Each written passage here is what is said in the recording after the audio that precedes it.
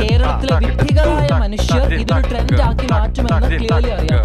ഇവിടുത്തെ 15 വയസ്സ് പോലുമുള്ള ഇപ്പോഴത്തെ വളരെ നമ്മൾ ഹോപ്പ് ഉണ്ടെന്ന് പ്രതീക്ഷിക്കുന്ന ജനറേഷനിലെ കുട്ടികൾ തലതിരിഞ്ഞ തെണ്ടുകളായിട്ടാണ്. എന്താ ഇവിടെ പ്രശ്നം? ഇന്ന് രാവിലെ നീറ്റ് വന്നപ്പോ തന്നെ കണ്ടത് ഇവന്റെ മോന്തെ.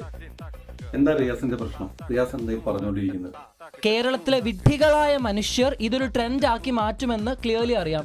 ട്രെൻഡ് ആക്കി മാറ്റി അത്രയും ഹേറ്റ് ഫോം ചെയ്യുമ്പോൾ ആ ഹേറ്റ് അനുഭവം അതെങ്ങനെ റിയാസ് നമുക്ക് ഇങ്ങനെ ജനറലൈസ് ചെയ്യാൻ പറ്റുന്നത്?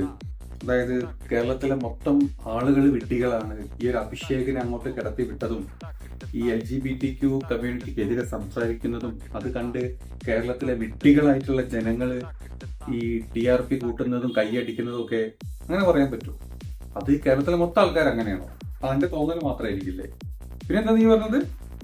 15 വയസ്സ് പോലുമുള്ള ഇപ്പോഴത്തെ വളരെ നമ്മൾ ഹോപ്പ് ഉണ്ടെന്ന് പ്രതീക്ഷിക്കുന്ന ജനറേഷനിലെ കുട്ടികൾ തലതിരിഞ്ഞ തെണ്ടുകളായിട്ടാണ് ഇവിടെ വളർന്നു വരുന്നത്.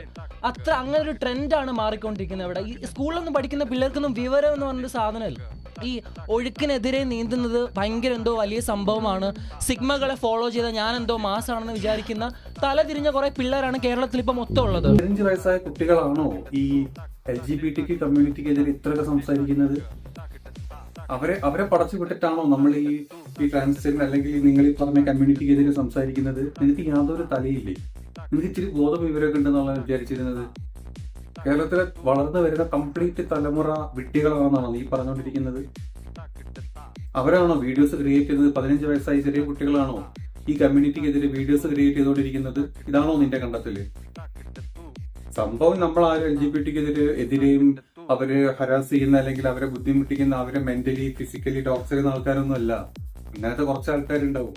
ഞാൻ ഇപ്പോ വീഡിയോ ചെയ്തിട്ടുണ്ട്, ഇവരെ സപ്പോർട്ട് ചെയ്തിട്ടുണ്ട്. ആ സപ്പോർട്ട് ഔദാര്യമല്ല, അതൊരു അവകാശം തന്നെ, നമുക്ക് എല്ലാവർക്കും അറിയുന്ന കാര്യമാണ്. അത് വിചാരിച്ചിട്ട് ഒരു ചാൻസ് കിട്ടുമ്പോഴൊക്കെ സത്യം നോക്ക്, നീ ഇവിടെ ഒന്നും സംസാരിക്കുന്നതും അതുണ്ടായതുകൊണ്ട് തന്നെയല്ലേ ഈ പറഞ്ഞ ആളുകൾ അംഗീകരിക്കുന്നതുകൊണ്ട്, ഈ പറഞ്ഞ ആളുകൾ കൂട്ടത്തിലുള്ള ആളുകളാണെന്ന് വിചാരിക്കുന്നതുകൊണ്ടൊന്നുമല്ല നിനക്ക് ഇപ്പൊ ഇവിടെ ഒന്നും ഇങ്ങനെ സംസാരിക്കാൻ പറ്റിയത്. നീ ബിഗ് ബോസിൽ വന്നതും അതുകൊണ്ടല്ലേ? അതല്ലെങ്കിൽ നിന്നെ ആരെങ്കിലും അറിയായിരുന്നോ? നിന്നെ ആരെങ്കിലും കാണുമായിരുന്നോ? നീ സാധാരണ നമ്മുടെ കൂട്ടത്തിലുള്ള ഒരാള്, അത്ര അല്ലാണ്ട് വേറെ എന്താ അതിലുള്ളത്?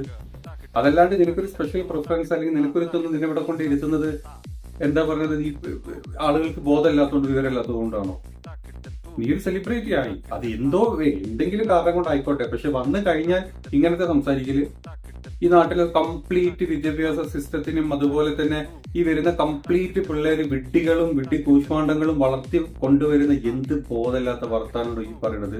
രാവിലെ നീറ്റ് വന്നപ്പോ തന്നെ അതായത് കണ്ട് പല്ല പോലും തെറ്റിട്ടില്ല. കഴിഞ്ഞ 3-4 ദിവസമായിട്ട് ഞാൻ അതിന്റെ ക്ലിപ്പുകൾ കാണുന്നുണ്ട്. പക്ഷെ ബൈ മിസ്റ്റേക്ക് ഓപ്പൺ ചെയ്തപ്പോൾ ഫസ്റ്റ് തന്നെ വന്നത് ഈ ഒരു ഇന്റർവ്യൂ ആയിരുന്നു. അടിപൊളി, പൊളിച്ചിട്ട് കഷ്ടം.